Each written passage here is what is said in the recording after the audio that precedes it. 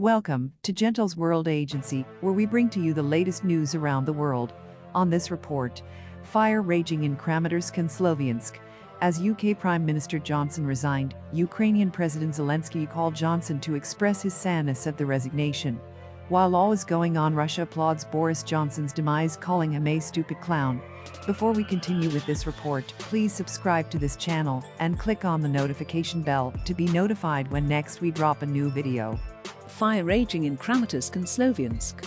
As UK Prime Minister Johnson resigned, Ukrainian President Zelensky called Johnson to express his sadness at the resignation. While all is going on, Russia applauds Boris Johnson's demise, calling him a stupid clown. Kramatorsk, Sloviansk under fire. Russian raids targeted cities in Ukraine's eastern Donetsk region, according to Kyiv. In Kramatorsk, a local official reported casualties, while several people were reportedly injured. Sloviansk. Russian Foreign Minister Sergei Lavrov has flown to Indonesia's resort island of Bali for a meeting of G20 foreign ministers, which is set to be overshadowed by tensions triggered by the Russia-Ukraine conflict. An estimated 23,000 people await evacuation from Sloviansk as the Donbas offensive continues, Ukrainian authorities said. Australia's Foreign Minister Penny Wong asks China to exert its influence on Russia to halt the war in Ukraine. Zelensky expresses sadness at Johnson's resignation. Ukrainian President Zelensky has called Britain's leader Johnson to express his sadness over the UK leader's resignation as Conservative leader and impending departure as Prime Minister, Kyiv said. "We all welcome this news with sadness.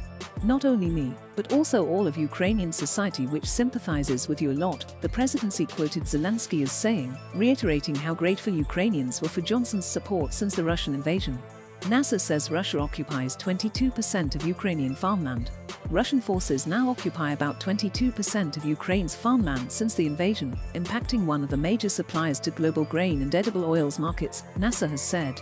Satellite data analyzed by scientists at the US Space Agency shows that Russia's occupation of eastern and southern Ukraine gives it control of land that produces 28% of the country's winter crops, mainly wheat, canola, barley, and rye, and 18% of summer crops, mostly maize and sunflower. The world's breadbasket is at war, said Inbal Beccari, chef, director of NASA's Harvest program, which uses US and European satellite data to study global food production.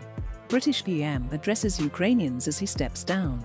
In his speech announcing he was stepping down as Conservative Party leader, but planned to stay on as Prime Minister until a replacement was picked, Johnson addressed the people of Ukraine, pledging that the United Kingdom would continue to back your fight for freedom for as long as it takes. Johnson's support of Ukraine has been so staunch that he has been affectionately known as Boris Johnson by some in Kyiv. He sometimes ended his speeches with Slava Ukraini or Glory to Ukraine. Even before President Vladimir Putin ordered the February 24 invasion, Johnson had repeatedly criticized Putin, casting him as a ruthless and possibly irrational Kremlin chief who was a menace to the world. Russia rejoices over Boris Johnson's downfall, says the stupid clown has gone. Russian politicians are celebrating the downfall of Boris Johnson, casting the British leader as a stupid clown who had finally got his just reward for arming Ukraine against Russia. "He doesn't like us, we don't like him either," Kremlin spokesman Dmitry Peskov said shortly before Johnson stood in Downing Street to announce his resignation.